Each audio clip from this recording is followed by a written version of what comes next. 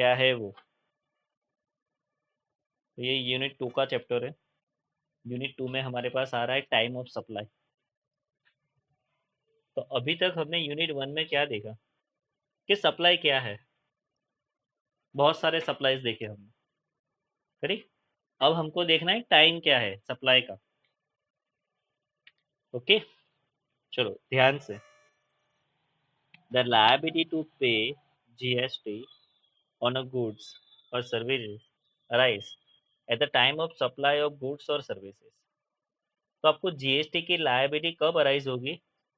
जब आप लोग गुड्स और सर्विस सप्लाई करोगे, उस टाइम पे आपको ये लायबिलिटी क्रिएट होगी। The time of supply fix the point when the liability to charge GST arises। तो टाइम ऑफ सप्लाई आपका एक फिक्स होना चाहिए। उस टाइम पे आपको ये जीएसटी रेट अप्लाई करना है और लायबिलिटी चार्ज करनी है। Due date of payment of GST depends upon the time of the supply. तो सर जीएसटी का ड्यू डेट कौन सा होगा?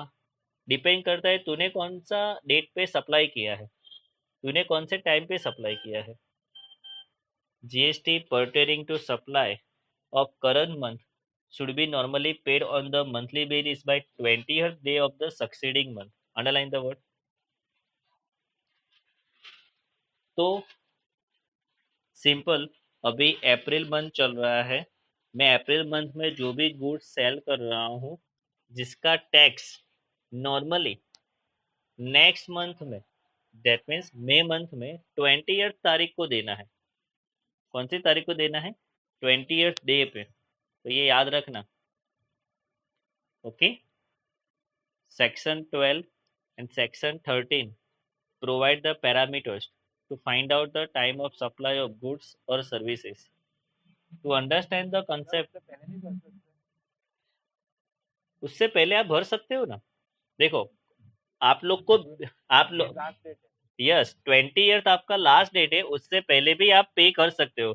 जैसे कि आज 20th है, आज जीएसटी का 20th डेट है, तो मेरे को मार्च में जो सेल हुआ है उसका पैसा आज तो पे करना ही करना है। ये आज लास्ट डेट है। मान लो कि सर हमने पहले पे कर दिया तो कोई दिक्कत है ही नहीं ना भाई, ये लास्ट डेट है। इसके मान लो कि सर उसके बाद पे किया तो गवर्नमेंट एक्सेप्ट तो करेगी, बट पेनल्टी लेगी आपके पास वो पेनल्टी लेगी। करेक्ट। सर कितना पेनल्टी होता है? Penalty per day 50 rupees, per day का 50 रुपीज है पेनल्टी। 25 CGST, 25 SGST। चलो, तो आपको कौन कौन से कंडीशन, कौन कौन से कंसेप्ट परफेक्टली अंडरस्टैंड करने हैं। तो उसमें फर्स्ट वन है time of issue of invoice in case of taxable supply of goods. आपको गुड्स सप्लाई करना है तो कौन से टाइम पे इनवॉइस इश्यू करना है। दूसरा, आपको सर्विस सप्लाई करना है तो अब आपको कौन सी टाइम पे इनवॉइस इश्यू करना है। और तीसरा है date of receipt of payment. Correct. चलो, सबसे पहले first point, time of issue of invoice in case of taxable supply of goods. Correct. देखो, इस पे एमसीक्यू 110% आएगा, ध्यान से देखना। तो जो आप गुड्स सप्लाई करते हो उसका इनवॉइस कब आपको इश्यू करना है, कौन से टाइम पे। तो देखो, invoice is required to be prepaid before or at the time of, before or at the time of removal of goods for supply to the recipient. आपने रिसिपिएंट को जब गुड्स सप्लाई किया वो तारीख, डिलीवरी ऑफ गुड्स, उसको delivery कब मिली वो तारीख, making available of goods to the recipient, recipient को कब मिला वो तारीख। The obligation of the supplier of the goods is to issue the invoice latest by performance of any of the above three activities। तो ऊपर तीन में से जो लेटेस्ट होगा वो एक्टिविटी पे उसको इनवॉइस इश्यू करना है। करेक्ट। इसके लिए हम आगे जाके एग्जाम्पल भी देखेंगे। अभी सिर्फ ये रूल याद रखो कि जब आप गुड्स किसी को सप्लाई करते हो तो आपको इनवॉइस इश्यू करना है, तो आप कब कर सकते हो?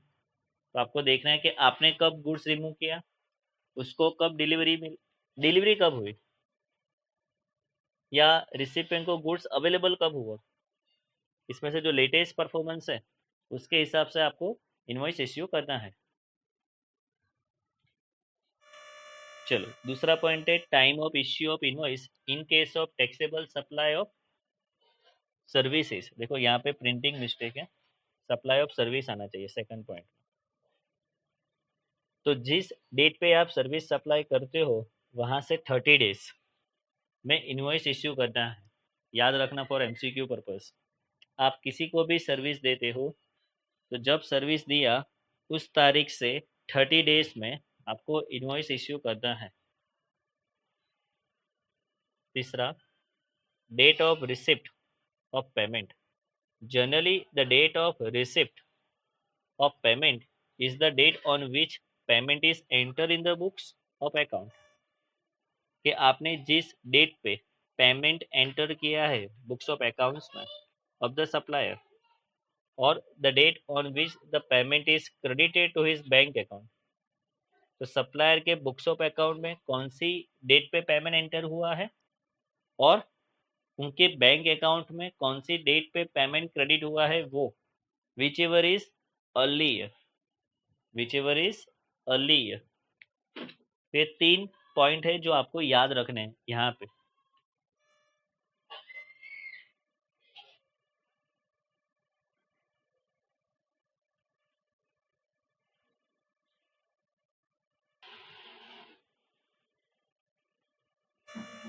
चलो उसके नीचे क्या है,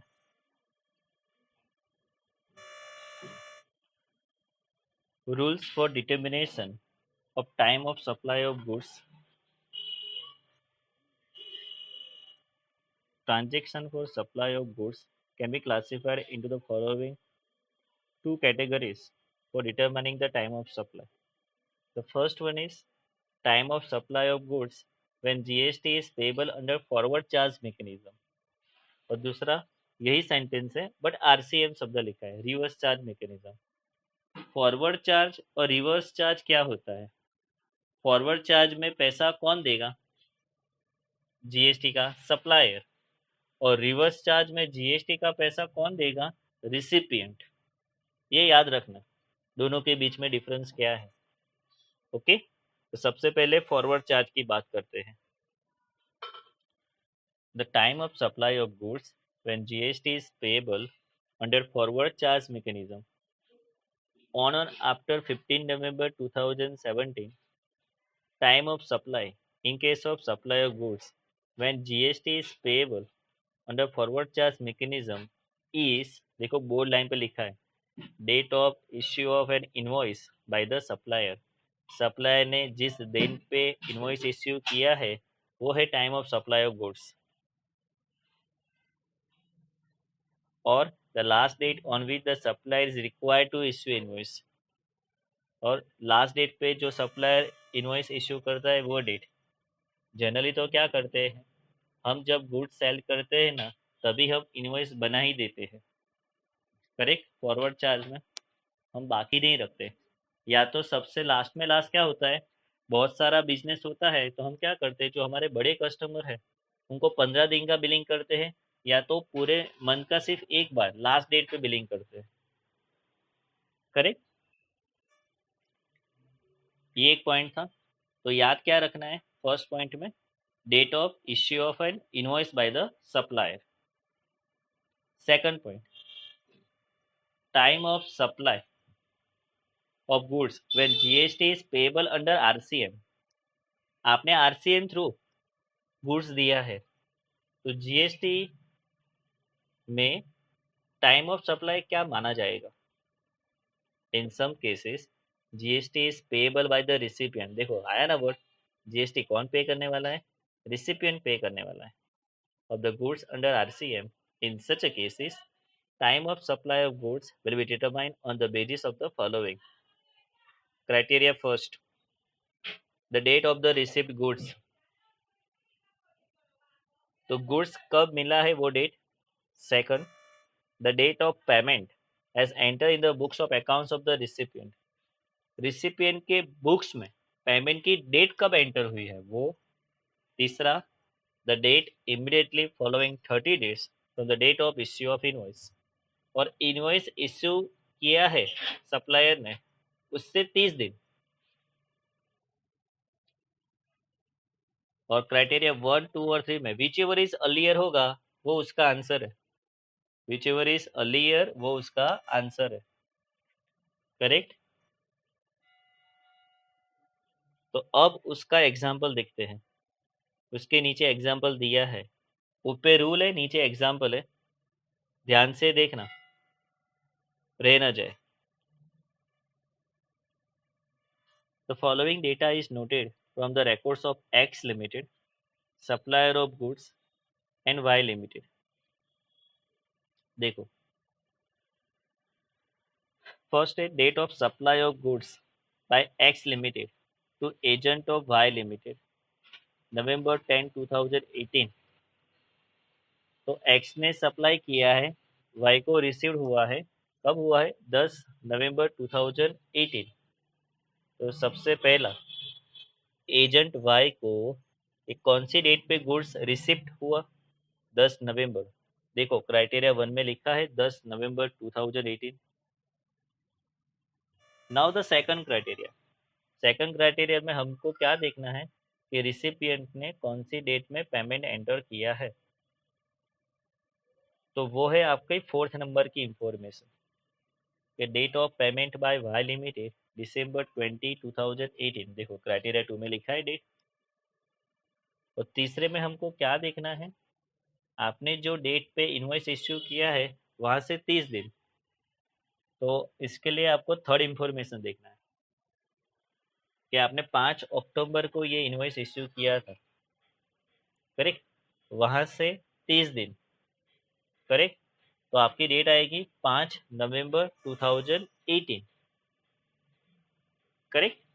तो आपका क्राइटेरिया 1, 2 और 3 जो ऊपर रूल था उस हिसाब से नीचे हमने डेट लिख दिया।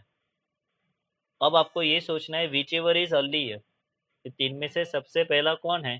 तो 5 नवंबर है, तो 5 नवंबर आपका आंसर आएगा।